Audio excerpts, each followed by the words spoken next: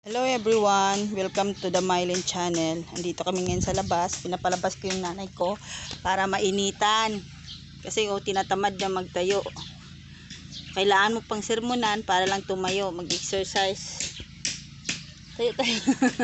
Tinatamad nang tumayo.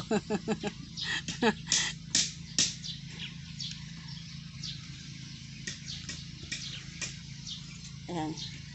Tayo ka para ano yung mga ugat. Kaya nga kasi tagal ka nang nakaupo.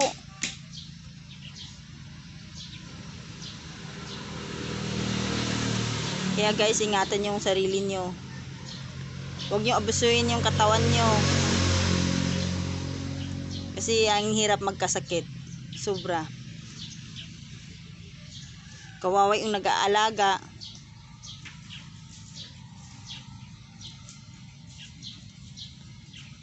Sipain mo. Ang paa mo ba? Sipa mo. Galaw-galawin. Hindi ganit ko gawin pa. Pero maputol akong hawak.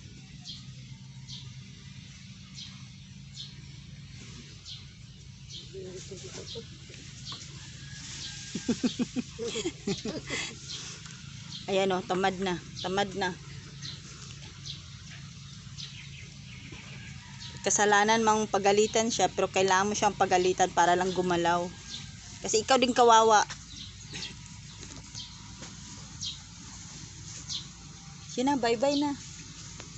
Bye-bye. Thank you for watching. Please like and share.